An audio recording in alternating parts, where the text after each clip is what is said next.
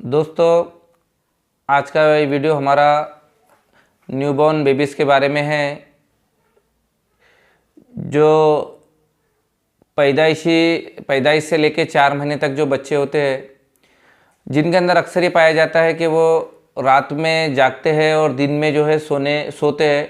तो बहुत सारे माएँ ये शिकायत करती है कि भाई रात में ये बच्चे जो है, बच्चों के जागने की वजह से हमारी तबीयत पर भी असर हो रहा है और पूरी फैमिली भी डिस्टर्ब हो रही है और बच्चे जो है रात को सोने के बजाय दिन में सो रहे हैं। तो आज हम इस वीडियो में बात करेंगे कि भाई इसकी क्या वजूहत है और इसे हम आसानी से किस तरह से ख़त्म कर सकते हैं। दोस्तों, बच्चों का जो रात में जागना और जो दिन में सोने का जो प्रॉब्लम है, ये कोई बीमारी नहीं है, ये नेचुरल है। होता क्या है कि जब बच्चा माँ के पेट में होता है तो 9 महीने तक के उसे वहाँ पे जिस तरह से माहौल मिलता है, माँ के पेट में एक तरल पदार्थ होता है जिसे एमनियोटिक फ्लूइड कहा जाता है। तो एमनियोटिक फ्लूइड के अंदर बच्चा जो है परवरिश पाता है 9 महीने।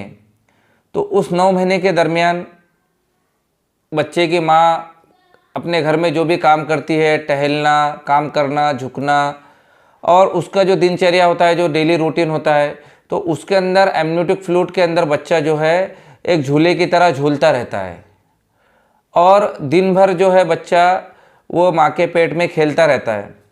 और जब रात में माँ सो जाती है, उस वक्त बच्चा जो है उसे झूले का जो है एहसास नहीं होने की वजह से बच्चा जो है रात में जाग जाता है। तो ये रूटीन उसका माँ के पेट में 9 महीने तक के रहता है। यानी जब माँ काम करती है तो जो तरल पदार्थ है, जो एमनियोटिक फ्लूइड है, उसका बार बार हिलना डुलना ये बच्चों को एक झूले का काम देता है और बच्चा जो है अच्छे से सो जाता है। और जब माँ रात में सो जाती है तो एमनियोटिक फ्लूइड भी हिलना डुलना बंद कर देता है, जो तरल पदार्थ है। तो बच्चा जो है उसको वहाँ पे झूले का एहसास नहीं होता, तो बच्चा उस वक्त जो है वो जाग जाता है और फिर रात भर उसको जागने की आदत हो जाती है। तो बच्चे का दिमाग जो है एक तरह से तैयार हो जाता है कि मुझे कब सोना है और कब जागना है। तो बच्चे के पैदाइश के बाद में, क्योंकि उसका जो ब्रेन है, उसके जो ब्रेन में सेंसर है, जो इम्पल्स आते हैं कि भाई सोने का टाइम और जागने का टाइम जो उसको आदत हुई भी रहती है, तो उसी आदत के मुताबिक बच्चा फिर रात के वक्त में जागता है और दिन के वक्त में फिर उसको सोने की जो आदत उसकी बनी हुई रहती है, वो हिसाब से दिन को जो है वो सोया करता है। तो ऐसे वक्त में माँ जो है डिस्टर्ब हो जाती है, पूरी फैमिली डिस्टर्ब हो जाती है और उसे रात में सुलाने के लिए फिर वो तरह तरह के टोटके अपनाना शुरू कर देते हैं। वो डॉक्टर के पास जाके बार बार नींद की दवाइयाँ लेकर आ जाते हैं, लेकिन ऐसे में नींद की दवाइयाँ भी काम नहीं करती। नींद की दवाई देने के बाद में भी बच्चे सो नहीं पाते हैं। तो इसके लिए दवाइयों से ज़्यादा जो दूसरे जो है माँ को जो है बहुत सारे ऐसी चीज़ें करना पड़ता है जो बच्चे को रात में सोने में मदद करे। उसमें सबसे पहला जो माँ को ये करना है, उपकरण करना है, वो ये है कि बच्चों को रात में भी जो है, जब बच्चा बहुत ज़्यादा रो रहा है उस वक्त बच्चे को झूला देना बहुत ज़्यादा ज़रूरी है। आजकल जो मॉडर्न जो झूले निकले उसके अंदर वो एहसास नहीं हो पाता, इसलिए बहुत सारे जो माँ है ट्रेडिशनल जो झूले बनाते हैं, जो बिल्कुल माँ के गोद का एहसास दिलाता है। तो आपको वैसा ही कुछ बंदोबस्त रात में बच्चे के लिए करना ज़रूरी है, ताकि बच्चों को माँ के गोद का एहसास हो और बच्चे को जो है नींद आसानी से आ जाए। कुछ डॉक्टर्स ये रिकमेंडेड करते हैं कि बच्चा जहाँ पर है वहाँ का कमरे का माहौल भी जो है वो आप व्यवस्थित रखें। वहाँ का जो है टेम्परेचर ना ज़्यादा गर्म हो ना ठंडा हो, वहाँ का लाइट भी जो है ना ज़्यादा ब्राइट हो ना ज़्यादा डार्क हो। वहाँ पे कई डॉक्टर ये रिकमेंडेड करते हैं कि भाई अगर बच्चा रात में बिल्कुल नहीं सो रहा है तो आप हल्के पीले कलर का जो है बल्ब इस्तेमाल करें, ताकि बच्चे को जो है ना बहुत ज़्यादा ब्राइटनेस का एहसास हो ना बहुत ज़्यादा डार्कनेस का एहसास हो। वो एक आप चीज़ कर सकते हैं। दूसरी चीज़ एक करना है कि माँ को उस वक्त बच्चे के बिल्कुल पास में रहना है, क्योंकि बच्चा जो है माँ की स्मेल और माँ का जो है स्पर्श, माँ का जो है सेंसेशन बच्चों को बिल्कुल मालूम होता है। वो माँ से जो है इमोशनली और फिज़िकली जुड़ा हुआ होता है। तो बच्चे को जो है माँ का साथ जो है बहुत ज़्यादा ज़रूरी होता है। उस वक्त बच्चा जो है अपने आप को एक प्रोटेक्टेड महसूस करता है, तो उस वक्त माँ को उसके पास रहना बहुत ज़्यादा ज़रूरी है।